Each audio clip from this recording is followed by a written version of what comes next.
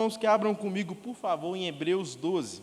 Vamos ler do versículo 1 até o 17.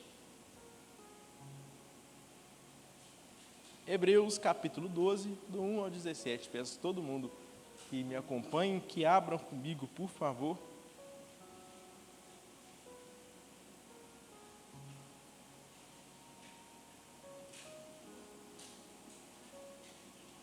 Todo mundo comigo? Para a mídia eu estou lendo na versão ARA, Almeida Revista e Atualizada. Para colocar no telão, por favor. Amém? Mas antes vamos orar, vamos pedir que Deus fale aos nossos corações. Senhor, colocamos essa mensagem em suas mãos, Deus. Por favor, Pai, fale profundamente aos nossos corações. Deus, prepara nosso coração que é a terra para receber a semente que é a palavra de Deus. E que possa produzir frutos a 100 por 1, Pai. Em nome de Jesus, Deus, que não deixa falar nada que venha de mim, Pai, mas tudo com fidelidade, Deus, a Tua santa palavra. E que Tua santa palavra fale conosco, que fale nos nossos corações, que não seja eu, que não seja palavras de homens, Deus, que não venha ser voz da nossa cabeça, mas que venha ser o Senhor, falando profundamente aos nossos corações. Que o Espírito Santo venha tirar as travas dos nossos corações e as vendas dos nossos olhos, para que a gente venha entender, Pai. Venha tirar os tampões dos nossos ouvidos, para que a gente venha escutar e venha cair no nosso coração, e que a gente possa ter a fé constantemente, Deus, enriquecida, Pai. Porque a fé vem por ouvir e ouvir a palavra de Deus, e que essa palavra produza frutos para a honra e glória do Senhor e Teu santo nome, em nome de Jesus. Amém. Todo mundo comigo? Bora lá então, 12, 1. Portanto, também nós, visto que temos a nos rodear-nos de tão grande nuvem de testemunhas, desembaraçando de todo o peso e do pecado que tenazmente nos assedia, corramos com perseverança a carreira que nos está proposta, olhando firmemente para o autor e consumador da nossa fé, Jesus, a qual, em troca da alegria que estava proposta, suportou a cruz, não fazendo caso da ignomínia que está sentado à destra de Deus. Considerai-vos, pois, atentamente aquele que suportou tamanha oposição dos pecadores contra si mesmo, para que não vos fadigueis, desmaiando em vossa alma. Ora, na nossa luta contra o pecado, ainda não tendes resistido até o sangue, e estáis esquecidos da exortação, como filhos discorre convosco. Filho meu, não despreze a correção que vem do Senhor, nem desmais, quando por ele és reprovado. Porque o Senhor corrige e ama e aceita todo filho a quem recebe, e é para a disciplina que perseverais.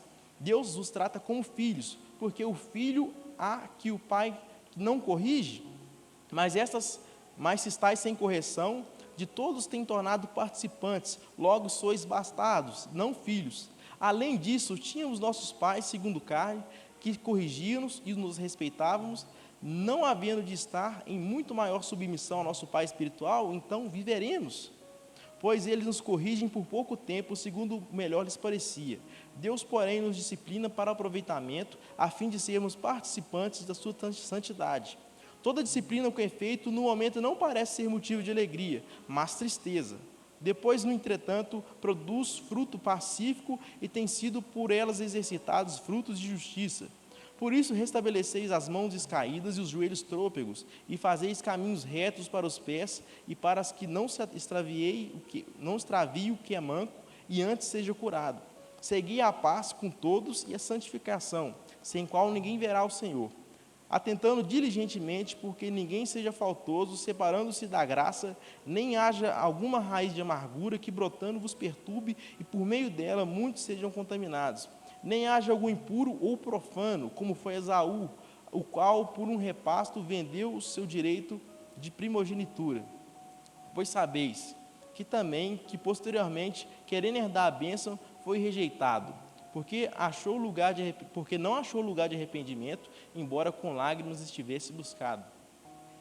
Eu quero nessa noite abordar o tema, um pai que acolhe, corrige e direciona. Um pai que acolhe, corrige e direciona.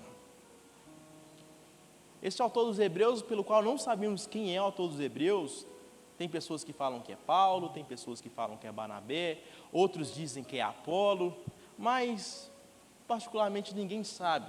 Orígenes, um célebre pai da igreja, ele diz que somente Deus sabe quem foi o autor de Hebreus. Não sabemos quem é o autor de Hebreus, mas sabemos que a mensagem é muito importante e que ela é inspirada por Deus e é a mensagem de Cristo Jesus para a sua igreja.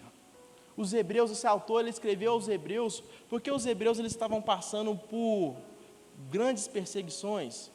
Uns eram amaldiçoados, outros eram acusados de traição, outros perdiam seus empregos, outros eles eram torturados, e até muitos morriam por amor ao Cristo, a esse nome de Cristo Jesus. Esses cristãos judeus convertidos ao cristianismo. Então, por tamanha perseguição, os judeus eles estavam começando a olhar para trás. Eles estavam começando a pensar, não vale a pena seguir esse evangelho, seguir o nome do Cristo Jesus.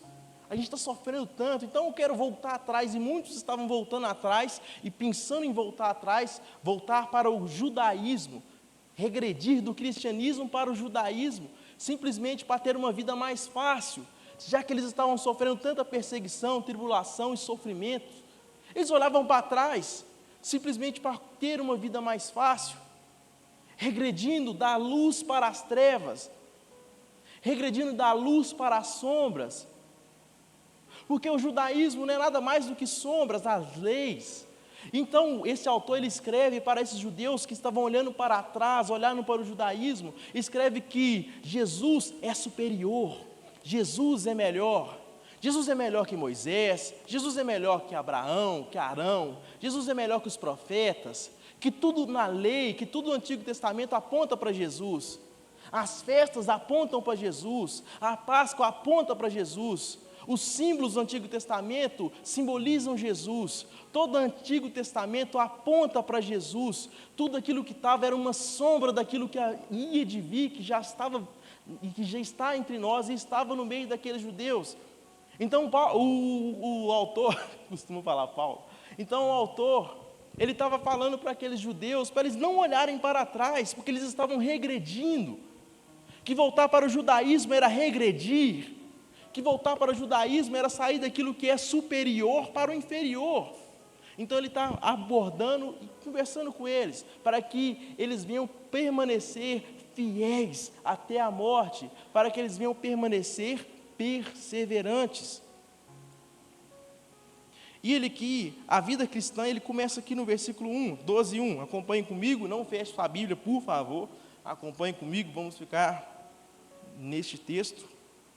Ele continua aqui, portanto, também vos tenho visto que temos a rodear de tão grandes testemunhas, desembaraçando de todo o peso do pecado que tenazmente nos assedia.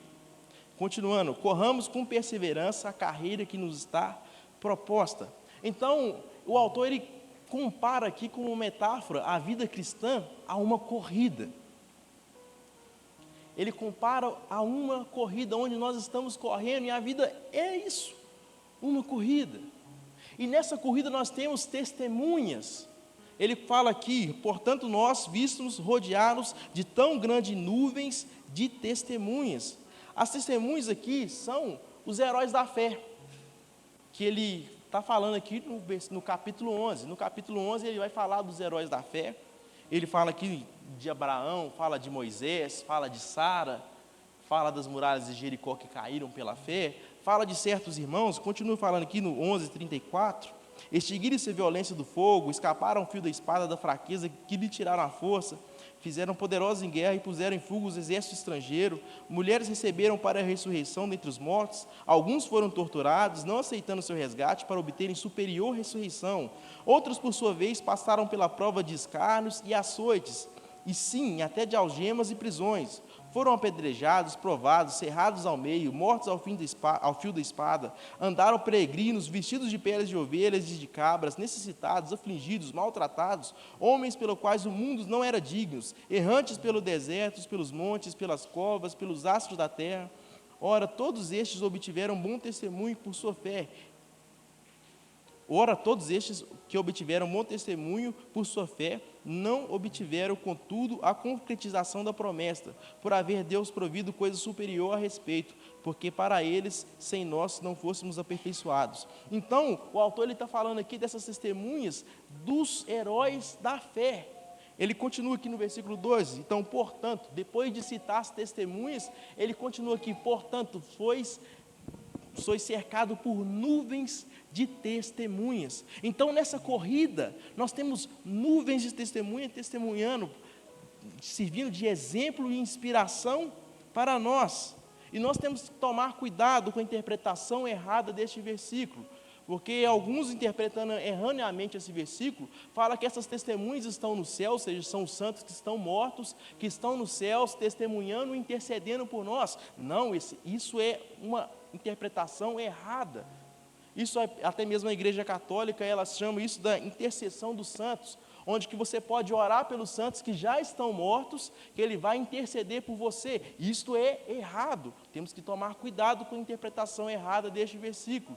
A Bíblia não dá amparo, a Bíblia não dá base nenhuma para fazer correlação a alguém que já morreu e a nós.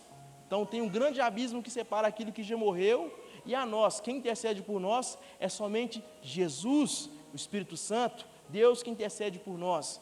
Não devemos tomar cuidado que essas testemunhas que estão mortas não intercedem por nós. Então, comparando a uma corrida, essas testemunhas é como se fosse você correndo, você está lá, tem uma arquibancada toda, não torcendo por você, mas servindo de inspiração. É como se você fosse um corredor e na arquibancada está lá cheio dos Bolts da vida, cheio dos melhores, dos recordistas, daquelas pessoas que conseguiram quebrar recordes, daquelas pessoas que conseguiram terminar a corrida. Então, quando você corre, você olha para aquelas pessoas rodeadas de testemunhas, os nossos heróis da fé, olhando para eles, com toda vez que a gente se sentir cansados, com os joelhos trôpegos, a gente olha para eles e pensa, Deus concedeu graça para eles, e se eles conseguiram, eu também consigo. Se Deus terminou a boa obra que começou na vida deles, Ele também vai terminar a boa obra que começou na minha vida. Eles estão lá não para torcer por nós, mas para testemunhar, servindo de inspiração para nós. É nesse sentido que ele fala, rodeados de testemunho. Então, nós devemos olhar para os exemplos que nós temos. Devemos olhar por esses exemplos. Toda vez que você se sentir abandonado, triste, sozinho, toda vez que você se sentir com o coração apertado, toda vez que há certas ocasiões acontecerem em sua vida, certas circunstâncias acontecerem em sua vida, lembre-se, cerque-se da palavra de Deus. Pega as palavras de Deus para blindar sua mente contra as setas do inimigo. Lembre-se dessas testemunhas, desses heróis na fé. Toda vez que seu coração se sentir aflito, que sua alma estiver abatida, se você estiver com sentimentos depressivos, olhe para essas testemunhas. Olhe para Elias, por exemplo, Elias que esteve profundamente deprimido, até mesmo depressivo, mas olha só o que Deus fez com ele. Deus o restaurou, então olhe para ele e fala, por mais que eu esteja com o coração deprimido, Deus pode me restaurar também, assim como Ele fez com Elias. Toda vez que você se sentir sozinho, desamparado, olhe mesmo para Jesus, que lá no Getsêmenes estava chorando, e suando sangue, mas o Pai estava o amparando, e falando profundamente ao seu coração. Toda vez que você tiver com o sentimento de por ter perdido alguém, lembre que o nosso Deus é o Deus que ressuscita. Lembre que essas pessoas estão vivas, elas não morreram, elas estão vivendo em um lugar melhor, ao lado do Pai. Sempre quando a sua vasilha estiver vazia, se você tiver, meu Deus, estou passando uma magrela danada, lembra do Deus, esse mesmo Deus que encheu o azeite, que fez transbordar de azeite a viúva, as vasilhas da viúva. Esse Deus que transforma, esse Deus que provê. Se você munir a sua mente das promessas, desses exemplos de fé, a gente tem que munir nossa mente desses ataques do inimigo pela palavra. E nós também temos que tomar cuidado para não nos compararmos com ninguém. E não nos sentirmos menos amados pela forma do qual Deus trata de conosco. Talvez Você vai ser como Abraão, por exemplo, que vai viver uma vida mais tranquila, vai ter lá suas dificuldades, suas provações, sim, claro, mas vai ter uma vida um pouco mais abundante. Talvez você vai ser como aquela viúva que não tinha nada. Talvez sua vida vai ser marcada por, igual Davi, que estava aqui nos exemplos dos heróis da fé, rei, palácio. Talvez sua vida vai ser como que não tem nada. Então você não pode olhar pela forma do qual Deus trata certas pessoas e pela qual a forma que Deus te trata e se sentir menos amado por Deus, porque Deus trata ela de forma X ou Deus te trata de forma Y. E você também não pode se sentir mais amado por Deus, porque Deus te dá tranquilidade, que a sua vida está calma. Mas não, Deus trata de cada pessoa de uma forma específica.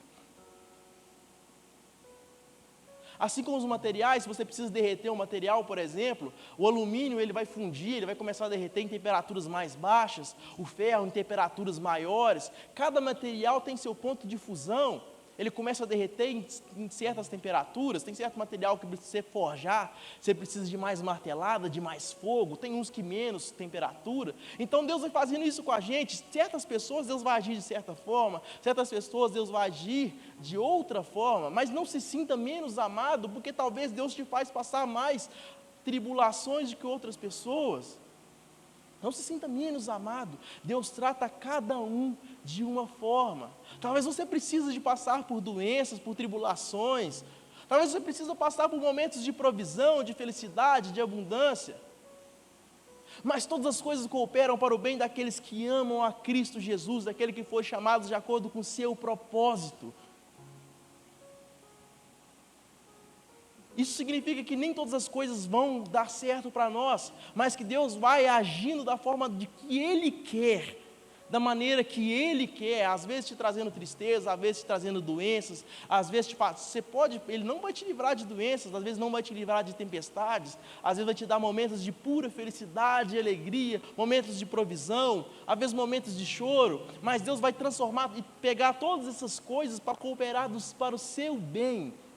Que bem é esse? Fala no próximo versículo, para que nós venhamos ser semelhantes, conformes à imagem de Jesus. E para nós sermos conformes à imagem de Jesus, certas coisas precisam acontecer conosco. Então, não se compare e não se sinta menos amado pela forma do qual Deus te trata. Deus tratou Abraão de uma forma, Deus tratou Elias de outra forma, Deus tratou Davi de uma forma, Deus tratou Sansão de outra forma, Deus tratou Sara de outra forma. Deus trata cada um da maneira que Ele quer, de uma forma diferente, de uma forma que você precisa, para que você venha a ser conforme a imagem de Cristo Jesus.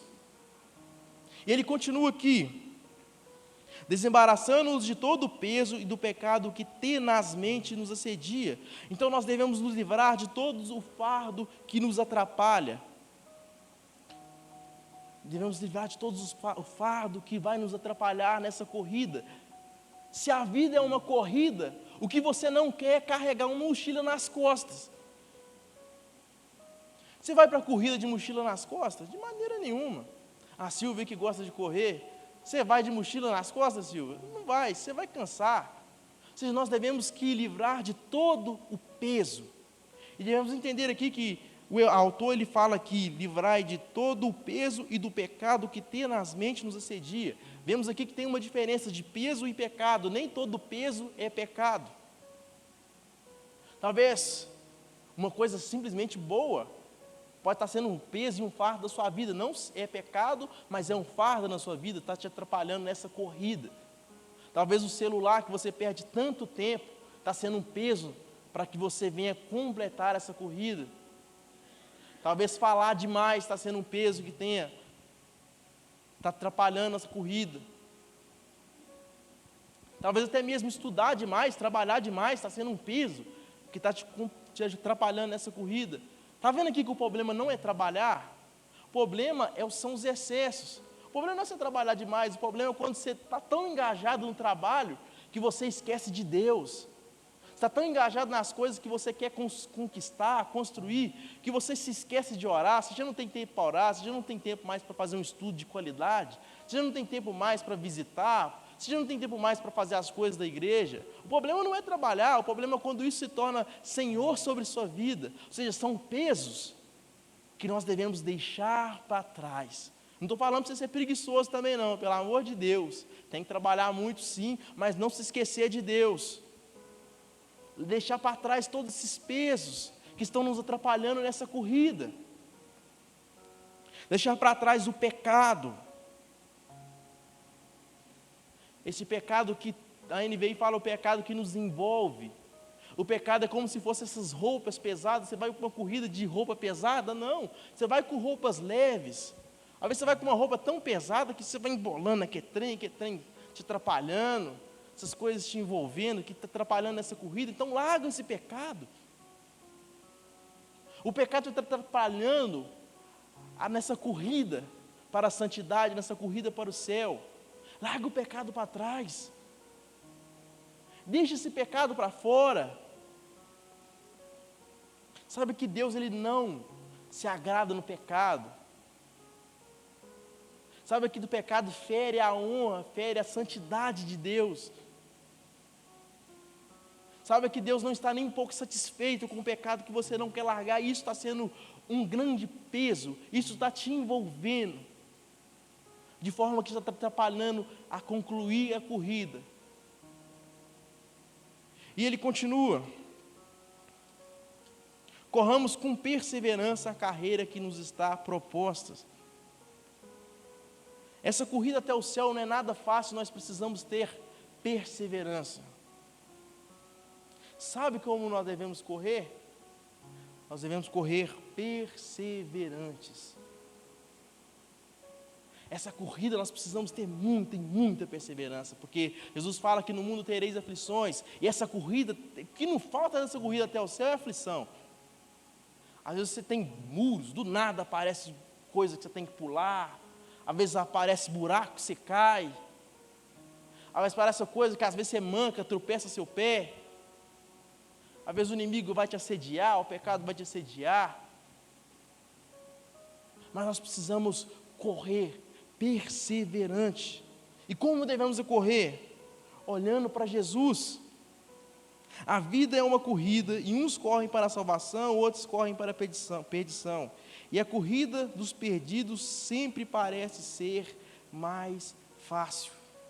Olha só como nós devemos correr, versículo 2. Olhando firmemente para o autor e consumador da nossa fé, a qual em troca da alegria que lhe estava proposta, suportou a cruz, não fazendo caso da ignomínia, e assentando-se à destra do trono de Deus. Nós devemos correr com os olhos fixos em Jesus.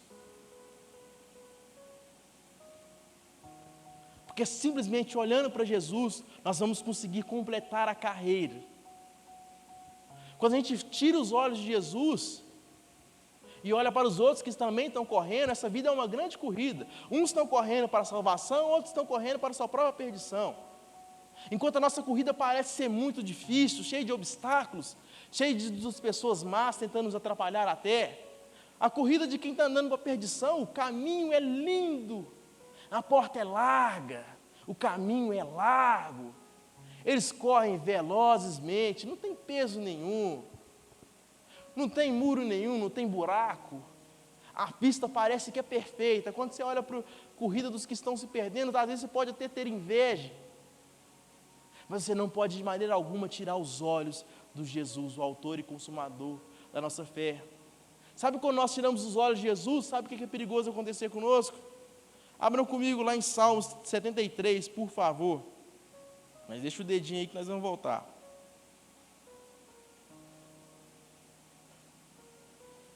Salmo 73, no Salmo de Asaf, ele fala: quanto a mim, porém, meus pés quase resvalaram, por pouco me faltou que desviassem os meus passos, pois eu invejava os arrogantes ao ver as prosperidades dos maus.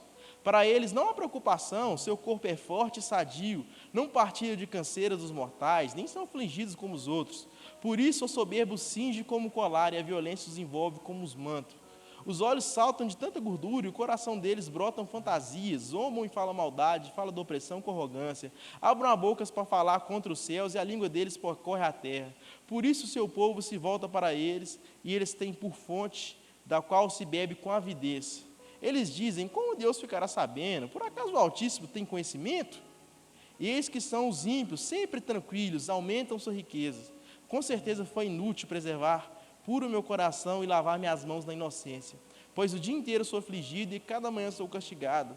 E se tivesse pensado em falar tais palavras, já aí teria traído a geração dos meus filhos, ó Deus. Só em refletir e compreender isso, achei tarefa pesada demais para mim. Até que entrei no santuário de Deus e descobri qual seria o fim deles. Tu certamente os pões em lugares escorregadios e faz cair na destruição.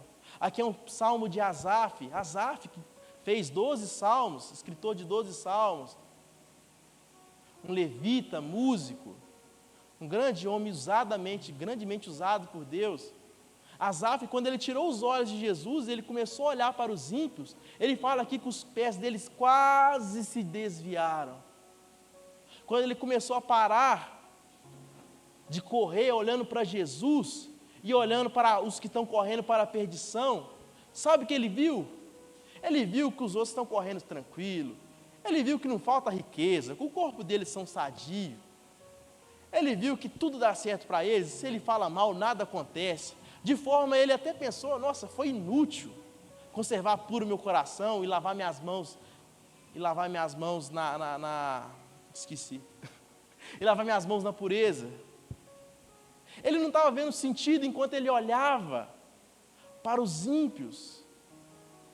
E olha só conosco, quando nós tiramos nossos olhos de Jesus e passamos a olhar para coisas, circunstâncias, para as pessoas, nossos pés podem certamente se desviar do caminho do Senhor, assim como Asaf, que os pés dele quase se desviaram. Olha só, às vezes a conta vem tão cara. Cadê o Marcos aí? O Marcos, a gente estava olhando a conta de luz, nós quase caímos para trás de água, tão caro que veio. Aí você fala, ai meu Deus, enquanto os ímpios estão sobrando dinheiro, por que eles fazem? Faz um gato na água ali, e a conta vem 50, 10 reais. Deus abençoe. Então, quando você olha para os ímpios, eles sempre sobram dinheiro. Às vezes parece que nossa vida é mais difícil. Às vezes, olhando para os ímpios, você vê que eles estão sempre bem, sempre viajando, com o corpo sempre sadio, que não falta riqueza. E nada parece que acontece. Então, quando você tira os olhos de Jesus, é isso que você vê. Até que você olha para Jesus e você compreende, assim como Asaf também compreendeu. Quando ele falou todas essas coisas, ele não estava vendo sentido nenhum. Até que entrei no santuário do meu Deus e descobri qual é o fim deles. Quando você olha para as pessoas que estão correndo para o mal, para a destruição, você pode ver coisas boas acontecendo, riqueza, prosperidade, até que você olha para Jesus e você compreende o fim deles e o nosso. Você compreende que eles estão correndo para a destruição, que tudo está dando certo, até que no final eles caem no abismo. E mediante a tanta dor e sofrimento, castigado pelo fogo eterno do inferno, debaixo da ira de Deus, certamente eles jamais vão lembrar da alegria que eles tiveram, depois de uma eternidade no inferno. Eles nunca mais vão lembrar da alegria que eles tiveram na terra. Mesma coisa com nós. Depois de toda a eternidade no céu, depois de nós encontrarmos com Deus, depois que nossos olhos contemplarem a Deus, quando nós vemos a glória de Deus, quando nós entendemos o Evangelho de verdade, a gente vê que todo o sofrimento, toda a dor, toda a angústia, toda a depressão, tudo isso de nada vale, tudo isso foi apenas uma sombra, tudo isso foi apenas um espinho no nosso dedo, que foi uma coisa minúscula, mediante a grandeza do nosso Deus, mediante a eternidade com Deus. É necessário que a gente venha entender isso. Olhar para Jesus. Não olhar para o mundo, não olhar para as circunstâncias. Quando você olha para as circunstâncias, você simplesmente desiste. Às vezes você desiste daquele irmão difícil, se você olha para as circunstâncias. Quando você olha para Jesus, você insiste, você discipula, aquele é cabeça dura pra caramba, mas você está insistindo. Mas quando você olha para a circunstância, você vai desistir do seu irmão. Você vai ter a sua vida tranquila, você não vai ter nada mais para te amolar, mas a custo de quê? A custo de uma alma. Quando nós olhamos para Jesus, nós não desistimos, nós continuamos correndo, nós insistimos naqueles que precisam de assistência, naquele irmão difícil, porque certamente, ora, nós também fomos irmãos difíceis, mas alguém insistiu na gente, mas alguém olhou para Jesus e não desistiu de nós. Às vezes Deus vai te levantar como líder, talvez Deus vai te levantar como pastor, você vai tomar tanta e tanta porrada que você vai continuar simplesmente porque você olha para Jesus. Mas se você olhar para as circunstâncias, você vai desistir. É necessário que você venha continuar essa corrida, olhando firmemente para Jesus. E temos que olhar para essas testemunhas. Jesus, que nos inspira, não só de boca. Ele nos inspira não só de palavras vazias, mas Ele nos inspira pelo seu exemplo. Ele continua aqui, olha só, olhando firmemente para Jesus, autor e consumador da nossa fé, ou seja, então a gente tem que olhar para Jesus, esse Jesus que está nos inspirando, que é exemplo para nós, não de boca, não com palavras hipócritas, mas por quê? Pela qual a troca da alegria que nos estava proposta, suportou a cruz, não fazendo caso da ignomínia, e está sentado à destra de Deus. Esse Jesus, que certamente estava no céu, na toda alegria, na plenitude com Deus, Ele se esvaziou de si mesmo. E mesmo Ele mesmo sendo Deus, Ele não se considerou igual a Deus, e foi fiel e humilde à morte de cruz. Ele nos deu exemplo. Ele nos deu exemplo de como correr essa corrida. Ele foi além. Ele deu seu sangue. Ele deu sua dor, suas aflições. Ele foi separado de Deus pelo pecado. Pelo nosso pecado.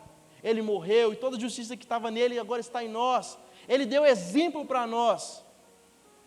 Ele tem autoridade. Ele fala para que a gente faça, mas não simplesmente faz lá. Não, mas Ele mostrou como que faz. Ele saiu do céu e foi mostrar para nós como que faz. Se a gente sofre, Ele também sofreu muito mais do que nós. Se nós sangramos, Ele também sangrou muito mais do que nós. Se nós estávamos aflitos, Ele também sofreu muito mais aflição do que nós. Se nós morremos, a morte dele foi muito pior do que a nossa. Ele mostrou exemplo para que a gente venha saber como seguir e manter os olhos fixos nele, no autor e consumador da nossa fé.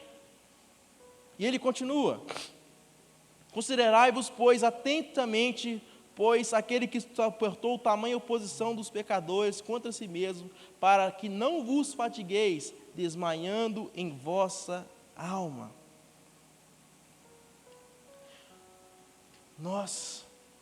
O pior que tem para um corredor é não conseguir completar a corrida. O pior para um corredor está correndo há tanto tempo, aí do nada ele está cansado, a perna está vacilando, o coração está palpitando, ele desmaia.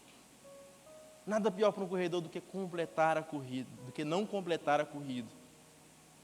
Então nós devemos nos considerar atentamente aquele, ou seja, Jesus, que suportou a oposição dos pecadores a si mesmo, ou seja, tendo em mente a Jesus, tendo em mente de Jesus tudo aquilo que Ele fez, tudo aquilo que Ele sofreu. Para quê? Para que vos não fadigueis, desmaiando-vos em vossa alma. Para que a gente não venha fadigar, para que a gente não venha nadar e morrer na praia. Para que a gente venha continuar firme, com os olhos fixos em Jesus.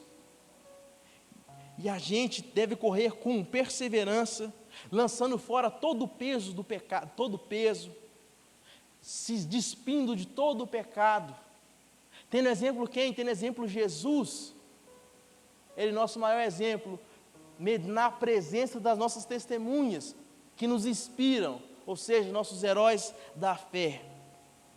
E você não vai vencer por causa disso, você só vai vencer por causa de Jesus, o autor e consumador da nossa fé. Se você completar a corrida, não é porque você é um bom corredor, não é porque seu piso está alto, baixo, não entendo muito de corrida. Não porque você corre bem, não porque seu tênis é bom, não porque você está em forma. Você vai vencer a corrida por causa de Jesus, que Ele que é o autor da nossa fé. A fé que tem em nosso coração não foi criada simplesmente por nós ou por mero esforço humano, mas foi criada antes por Ele, o autor. Ele é tanto o autor quanto o consumador da nossa fé. Ele que cria e Ele que consuma a nossa fé. E se nós ganharmos é por causa de Jesus. Se nós conseguimos vencer é pelo mérito que está em Jesus. Se nós conseguimos completar é por Cristo Jesus e não por nós. Versículo 4, a luta é difícil, mas ela pode ser muito pior, a ponto de dor e sangue. 4, ora, na nossa luta contra o pecado, ainda não tens resistido até o sangue. Trocando miúdos, o autor está falando aqui, não reclama, para de reclamar. Ele falando para aqueles judeus que estavam olhando para trás, está difícil, mas a luta contra o pecado ainda não tem resistido até o sangue. Eles não tinham resistido até o sangue. Que pecado que ele está falando na luta deste pecado? Provavelmente o pecado aqui, pelo contexto, é a tentação de olhar para o mundo, de voltar a olhar para o judaísmo e querer voltar para trás. Mas cada um de nós temos nossos próprios pecados, nossos que nós lutamos. Mas por mais que esteja difícil, saiba que Deus, Ele não envia a nós nada que nós não possamos suportar. Por mais que as tribulações estejam difíceis, saiba, pode ser muito pior, a ponto que ainda não tens resistido até o sangue. E se for necessário resistir até o sangue, que assim seja, que faça a vontade do nosso Deus. E ele faz aqui uma solene exortação. Ele vai citar aqui Provérbios do 3, do 11 e 12. Ele vai falando aqui, estais esquecido da exortação que como filho discorre convosco. Filho meu, não menospreze a correção do que vem do Senhor, nem desmaieis quando por ele és reprovado. Porque o Senhor corrige a quem ama e açoita todo filho a quem recebe. E é para a disciplina que perseverais. Deus vos trata como filhos, porque o filho a que o pai não corrige. Então, não menospreze a disciplina do nosso Deus. Está difícil, está acontecendo muitas coisas ruins, não menospreze. Mas pergunte por que Deus? Se Deus está disciplinando é por um motivo. Não menospreze isso, pergunte o porquê. Talvez seus pés estão em caminhos totalmente tortuosos. Talvez seus olhos estão olhando coisas completamente tortas. Você está provavelmente, talvez você pode estar em pecado e Deus está querendo tratar de você, tratar do seu coração. Então, se pergunte por quê. Não menospreze a disciplina do nosso Deus e nem pensa que não vale de nada. Não menospreze. Questione. E quando o Senhor te analisa e te reprova, Ele te disciplina. Não se desespere. Então, se o Senhor parar para te analisar, ver que seus caminhos estão tortuosos e te reprovar, assim como Ele fala, nem desmaieis quando por Ele és reprovado. Não se desespere. Sabe por que você não deve se desesperar? Porque Ele vai te disciplinar, Ele vai te trazer de volta por meio da disciplina. Sabe por quê? Responde no versículo 6. Porque o Senhor corrige a quem ama e açoita todo filho quem recebe. A pior coisa que Deus pode fazer por nós, é simplesmente nos deixar ao léu. É simplesmente nos deixar viver a nossa vida do jeito que a gente quer. Essa é a pior coisa que Deus pode fazer por nós. Imagina se Deus simplesmente desistisse de te disciplinar. Esse aí? Não, chega. Não tem disciplina. Mas quando Deus te disciplina e te corrige, isso é um bom sinal, porque Ele te ama, Ele não desistiu de você. A disciplina do Senhor está doendo, está te machucando, mas não se desespere, porque Ele te ama, porque o Senhor, Ele corrige a quem ama. E Ele continua, No 7:8, e é para a disciplina que perseverais, Deus vos trata como filho, porque o filho, que o pai não corrige, mas se está sem correção, que todos têm tornado participantes, logo sois bastardos e não filho. Então ele vai falando aqui, vai usando aqui a lógica. Então que pai que vê um filho se perdendo, ele não vai disciplinar? Você vê seu filho aprontando, pintando o 7. Ó, é o certo, é um bom pai e vai disciplinar o filho. Um pai relapso, vai deixar ele fazer o que quiser e no final você sabe o que vai dar, né? Perdição e morte. Mas um bom pai que vê o filho fazendo coisas erradas, não vai disciplinar, não vai puxar a orelha, não vai castigar. Assim mesmo é Deus conosco. Então, se Deus vê que a gente está no caminho errado, vivendo uma vida errada, o que Deus vai nos fazer? Ele nos vai nos repreender, Ele nos vai nos castigar, para quê? Para que a gente volte, não para a nossa destruição. Porque quando Ele faz isso conosco, Ele está nos confirmando que nós somos filhos, e não que nós somos bastardos. Então, eu falo para você, entre na família de Deus, seja filho. Ou seja, um filho, na época do autor escreveu isso, os romanos, para os filhos dele, os filhos de sangue, os filhos que eles gostariam, os nobres, que eles gostariam que tomasse conta dos herdeiros, que tomasse conta da família, dos negócios da família, a criação deles era muito rígida, era disciplina, era castigo, era uma criação muito rígida, porque eles se preocupavam com eles. Já os filhos bastardos, não, ele não estava nem aí, ele só dava dinheiro e deixava ele viver da maneira que queria. Então, quando Deus, Ele nos disciplina, Ele está mostrando que Ele é nosso Pai. Porque se Deus não disciplina, você não é filho. E se você ainda não é filho, eu te convido, vem fazer parte da família. Porque Deus, Ele está de braços abertos para adotar a cada um. Mas saiba, se Ele te adotar, Ele vai te disciplinar. Então seja filho. A adoção romana, quando eles adotavam uma criança, o adotado ele passava a receber o nome da família daquele que o adotou. O adotado, ele não tinha dívidas, ele não herdava as dívidas da família antiga dele. Agora estava tudo zerado.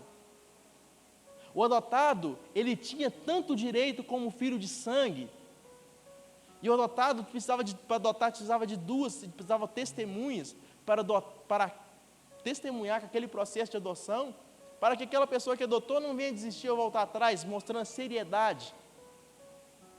Então, quando Paulo, lá em Romanos, ele escreve que nós somos adotados, Deus ele nos adota, Ele nos dá um novo nome, Ele nos dá o nome dessa família que nós agora vamos fazer parte. Eles rasgam toda a nossa dívida. Agora nós somos co-herdeiros com Cristo, Ele nos adota, Ele nos tem agora como Pai. Mas saiba, se Deus te adotar, se você quiser fazer parte dessa família, Ele vai te disciplinar. Não porque Ele te odeia, não porque Ele quer ver você perder, mas porque Ele te ama. Porque Deus corrige aquele quem ama. Mas entenda uma coisa importante também. Quero que vocês entendam coisas importantes na disciplina de Deus, para que a gente venha focar naquilo que é certo. Deus nos disciplina pelo nosso próprio pecado. Ou seja, o que eu estou querendo falar, trocando em miúdos? Deus não nos disciplina por pecados dos nossos pais, uma vez que você está em Cristo Jesus, não disciplinou pelo pecado dos nossos pais, pelo pecado da nossa família. Não existe maldição hereditária. Não existe maldição hereditária. Deus está disciplinando pelo seu próprio pecado, não pelo pecado dos seus pais. Lá em Êxodo 25 ou 6, quem defende a maldição hereditária, ele fala: sou o Deus zeloso que visito a iniquidade dos pais e dos filhos, até a terceira e quarta geração daqueles que me aborrecem. Aí você fala: Jordan, e aí? Deus falando, a Bíblia está falando aí, ó. Deus está visitando até a terceira e quarta geração. Mas olha só, daqueles que me aborrecem. Se usar uma lógica básica, você está em Cristo Jesus, você não aborrece Deus, logo não tem por que Deus fazer isso para você. Uma lógica básica, mas não vou entrar em relação a isso. Olha só o que fala em Ezequiel 18, 20. Abram comigo, por favor, para não ficar em minhas palavras, que isso da maldição hereditária, infelizmente, tem encrostado no coração de muitos. Olha só o que Ezequiel 18:20 fala. A pessoa que pecar, essa morrerá. O filho não pagará pela iniquidade do pai, nem o pai pagará pela iniquidade do filho. A justiça do justo ficará sobre ele, e a maldade do ímpio cairá sobre ele. E ainda digo mais, lá em Jeremias 31:29. Olha só o que fala lá em Jeremias, abram comigo. Jeremias capítulo 31:29.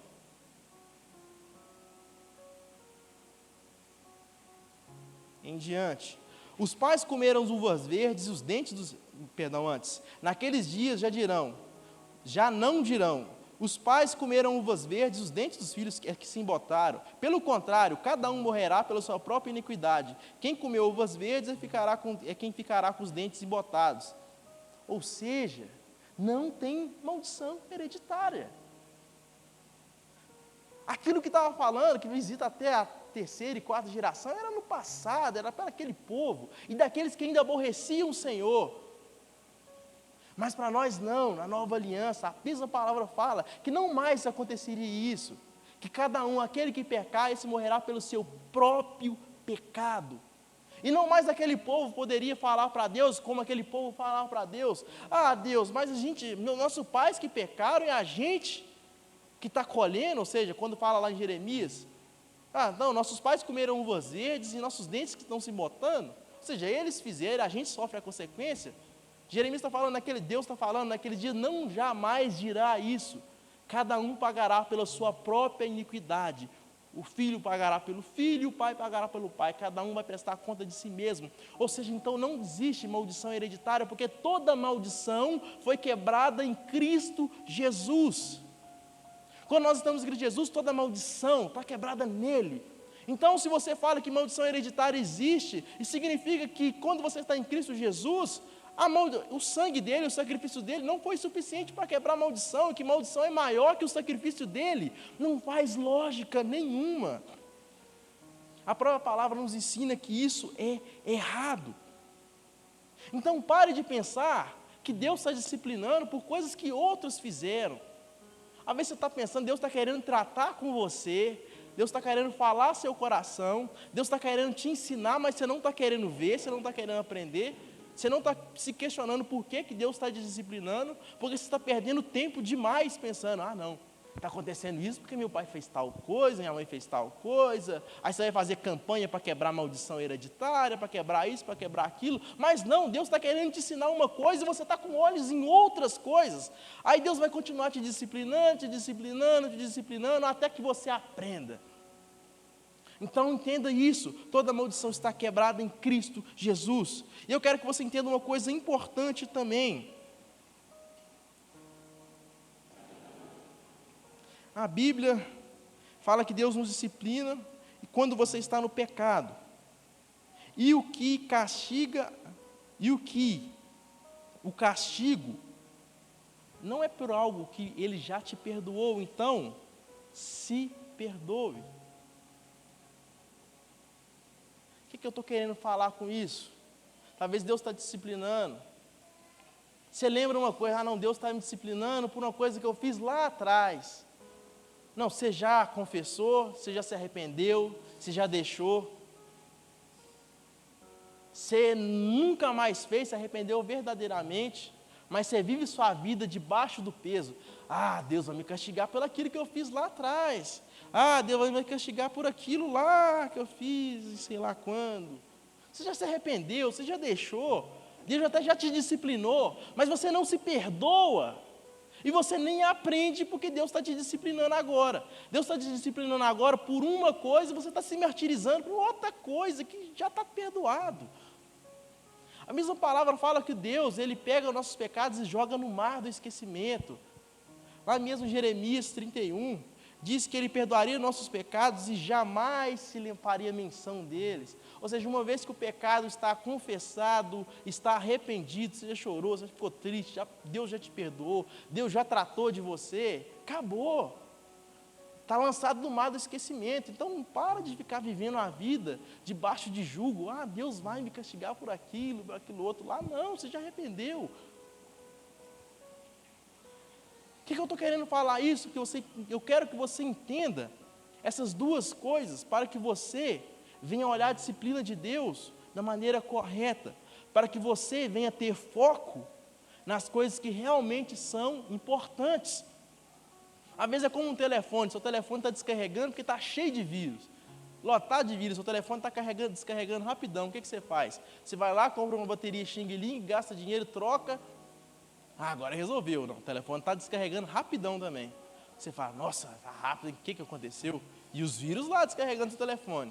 Aí, então você, você comprei essa bateria Paraguai aqui, vou levar na assistência. Você paga caro, ele troca a bateria, você fala, ufa, agora foi. O vírus está lá, o telefone descarrega rapidão. O que está acontecendo? Você está perdendo tempo e dinheiro em uma coisa que não é o problema. Vocês estão me entendendo?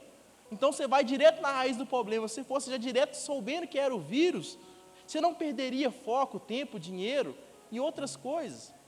Então o que eu estou querendo falar? Eu estou querendo falar que se você entender que Deus está disciplinando pelos pecados que você está cometendo neste momento, você vai se focar em mudar aquilo que você está fazendo nesse momento. Você vai tentar lembrar, se questionar, por que Deus está disciplinando por você? Pelo que Deus está querendo de você? O que Deus está querendo tratar com você neste momento? E não vai ficar perdendo tempo, olhando coisas inúteis, olhando coisas que Deus já te perdoou, se questionando por pecados que seu pai cometeu. Ou seja, você está perdendo tempo com coisa inútil, enquanto a raiz do problema está lá agindo e você não melhora, Deus continua te disciplinando, você sofre muito mais tempo porque você não olha direto, você perde tempo com outras coisas e não na raiz do problema. Então, quero que vocês entendam isso. E também quero que nós devemos nos respeitar. Nós respeitamos os pais e eles nos corrigem. Por que Deus será diferente? Olha só o versículo 9. Além disso, tínhamos nossos pais segundo a carne, que nos corrigiam e nós os respeitávamos. E não havemos de estar muito maior em submissão ao nosso pai espiritual? Nós tínhamos os pais da nossa carne, ou seja, nossos pais, meu pai, minha mãe. Eu submeto aos meus pais, eu os respeito.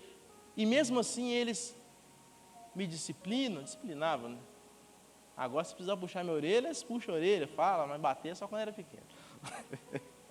Se vocês batem seu filho quando é pequeno, você corrige, puxa a orelha, enquanto seu filho estiver ao vivo, né, Marcinho? Quando vier vir, você vê fazendo coisa errada, ou seja, elas têm que respeitar, elas respeitam, elas submetem a você.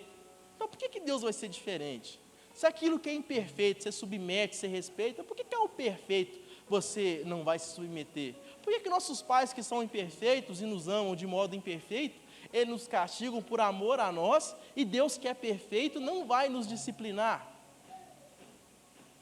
E ele continua falando que Deus nos disciplina para que nós venhamos ser santos, versículo 10.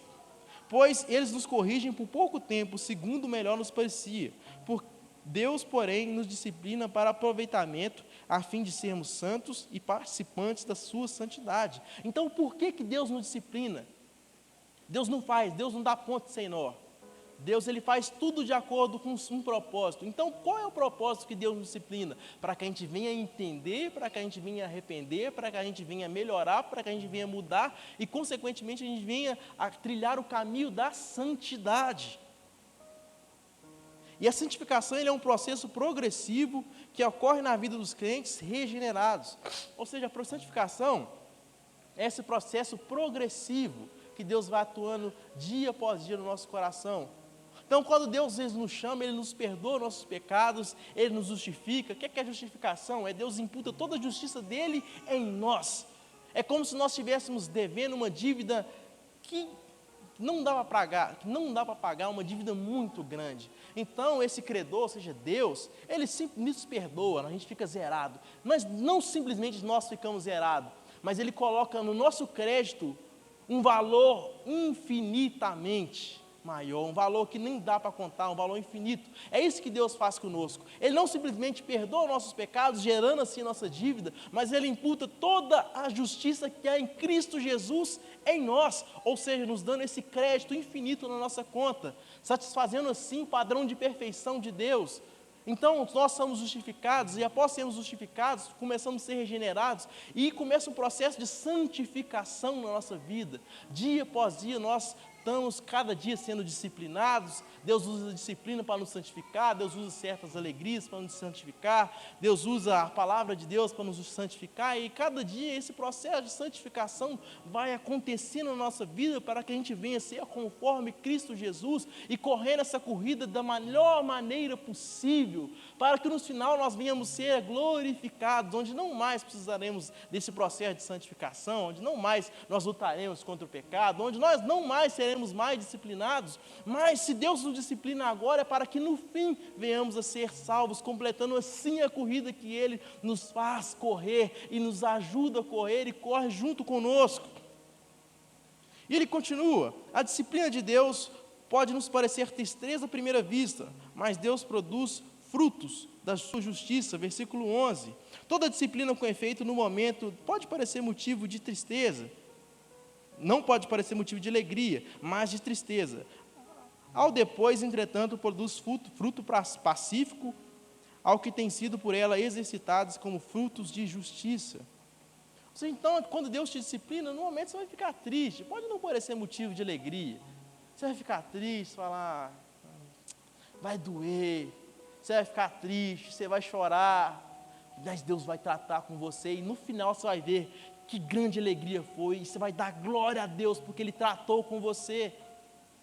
Hoje, eu dou glória a Deus, porque minha mãe foi tão rígida comigo. Isso ajudou que eu não me perdesse. Na época eu não entendia nada, na época minha mãe era rígida, eu falava, não, mas não precisa disso não, tá? Eu ficava revoltado, não que entendia, mas minha mãe lá, braço forte. E hoje eu dou graças a Deus, hoje eu fico muito feliz e quero ser aquilo para os meus filhos, aquilo que minha mãe foi comigo. No momento quando Deus nos disciplina, a gente pode não entender, pode doer, mas no final, quando a gente finalmente entender, nós vamos dar glórias a Deus, isso vai produzir frutos na nossa vida. Então, ele continua aqui no versículo 12, por isso, ou seja, fazendo uma conclusão, ensinando que a nossa vida é uma corrida, e que nessa corrida a gente tem que jogar fora todo o peso, jogar fora todo o pecado, e nessa corrida nosso exemplo é Cristo Jesus, e que, por exemplo de Cristo Jesus, nós vamos seguindo, correndo, sendo inspirados pelas nossas testemunhas, os heróis da fé, que nossa luta nessa corrida, nós vamos ter lutas, nós vamos ter percalços, e no meio dessa corrida Deus vai tratar da gente, pode até que doer, mas Deus vai cuidar da gente, porque Deus nos ama, e Deus corrige aquele que Ele tem por filho. Então, por isso, ou seja, fazendo uma conclusão, restabeleceis as mãos descaídas e os joelhos trôpegos, e fazeis caminhos retos para os pés, para que não extravie o que é manco, e antes seja curado. Ou seja, então a gente falou que o tema é um pai que acolhe, Deus nos acolhe, um pai que corrige e um pai que direciona. Deus nos acolhe, Deus nos corrige, e agora vai fazendo aqui um direcionamento. Uma vez que você entendeu isso, uma vez que você entendeu a corrida, você entendeu todos os aspectos pelo qual eu preguei, você agora tem um direcionamento, que é do versículo 12 ao 17, e esse direcionamento nos direciona a que nós devemos nos encorajar.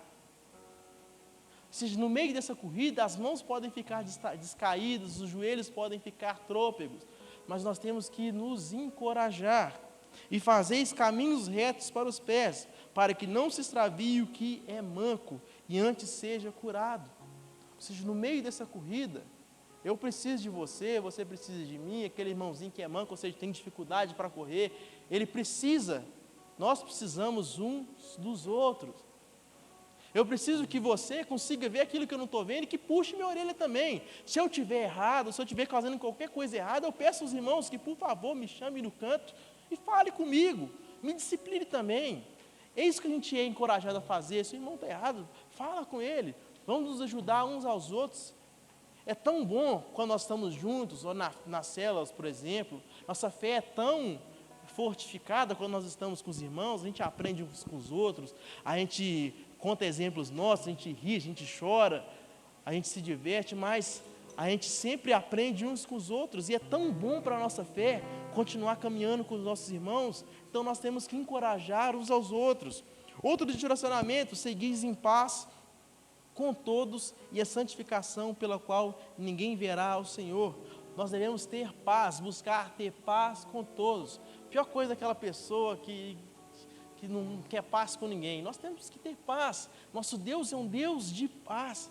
Nós devemos que ter paz com todos, buscar isso, para que a gente venha dar testemunho de Deus.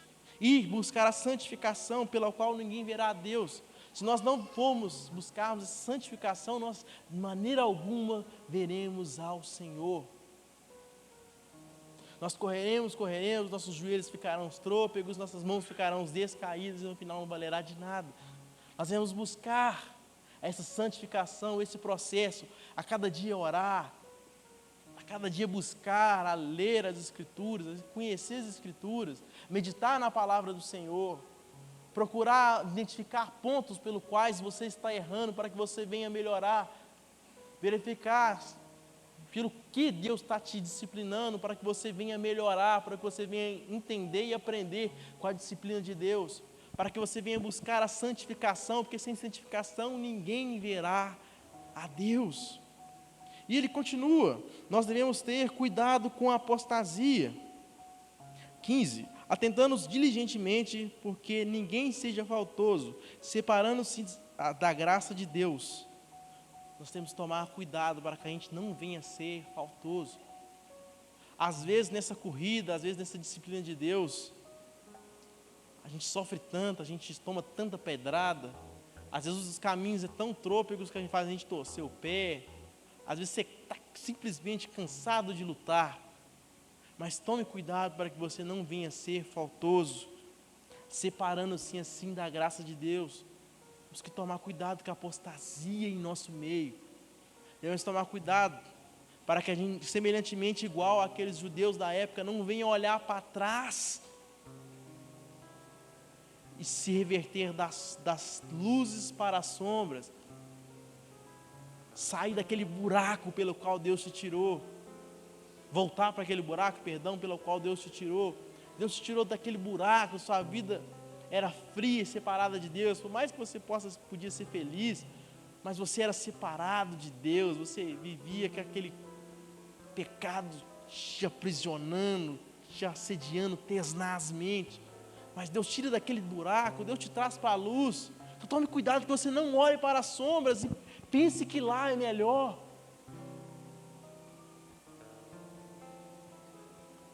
Saiba disso. A eternidade no inferno, debaixo da ira de Deus, vai te fazer esquecer rapidinho de toda a alegria que você teve aqui na terra. Que essa não venha a ser nossa realidade, mas que a gente venha entender que a santidade de Deus, a glória de Deus, está junto com Deus, vai nos fazer esquecer também rapidinho de todo o sofrimento que a gente teve aqui na terra. E ele continua, cuidado com a voz de amargura, nem haja alguma raiz de amargura, que brotando vos perturbe e por meio dela muitos sejam contaminados. Nada pior que aquela pessoa amarga, sabe aquela pessoa amarga que contamina a todos?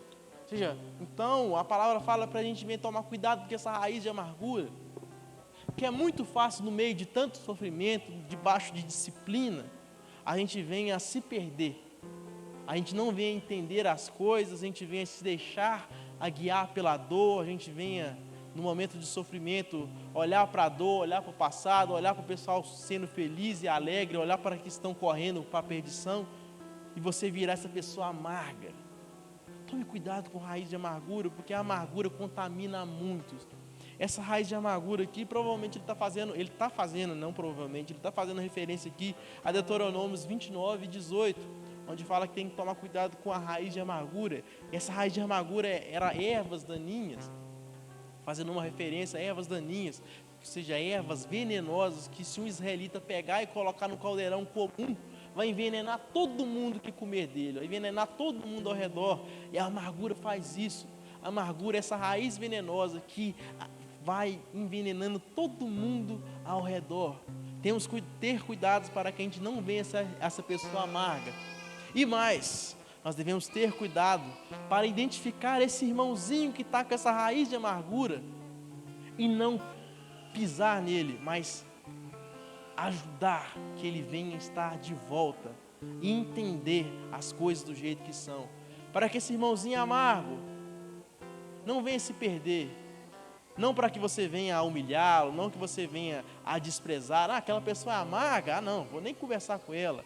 As pessoas se afastam, não, que fulano é muito chato, que ciclano é muito chato, não gosto dele. Não pode ter isso em nosso meio. No nosso meio tem que ter amor, paz, misericórdia, perdão, porque Deus nos perdoa, Deus não desiste de nós, Deus nos disciplina, Deus vai atrás de nós. Por que nós vamos fazer isso com aquele irmãozinho que está amargo? Não devemos desistir de ninguém, devemos correr atrás deles e insistir e fazer por ele aquilo que nós gostaríamos que Deus fizesse por nós. E ele continua, que nós não venhamos a ser profanos, 16 e 17, nem haja algum impuro ou profano, como foi Esaú, pelo qual um repasto vendeu o seu direito da primogenitura, pois sabeis que, posteriormente, querendo herdar a bênção que foi rejeitado, pois não achou lugar de arrependimento, embora com lágrimas tivesse buscado. Temos que tomar cuidado para que nós não venhamos ser profanos. O que é ser profano? É não dar valor àquilo que é sagrado. Assim como Esaú foi profano, não deu valor àquilo que é sagrado. O que ele fez com a sua bênção da primogenitura? Ele não deu valor àquilo que era sagrado. Ele trocou por um prato de lentilha. Ele foi caçar, voltou com fome, viu um caldo vermelho, uma sopa de lentilha e trocou. Ele trocou sua bênção, tanto espiritual como no mundo, por um prato de lentilha. Ele foi profano, ele não deu valor àquilo que é sagrado, e nós temos que tomar cuidado. Muitas vezes nós não damos valor àquilo que é sagrado, nós não damos valor à oração, não damos valor à palavra que a gente tem em nossas mãos, nós não damos valor à comunhão, à exortação. Nós temos que tomar cuidado com isso, para a gente não vencer como Esaú, porque embora depois ele quis de volta a primogenitura, sabendo que posteriormente, querendo herdar a bênção, foi rejeitado, porque não achou lugar de arrependimento, embora com lágrimas tivesse o buscado. Esse não achou lugar em arrependimento pode ser interpretado de alguma maneira, que esse não haver lugar de arrependimento foi seu pai, Isaac, que não se arrependeu de ter dado a bênção e ficou por isso mesmo, ou que em Esaú não houve no coração dele o genuíno arrependimento por aquilo que ele fez. Embora ele tenha buscado com lágrimas, seja de boca para fora, mas ele não conseguiu.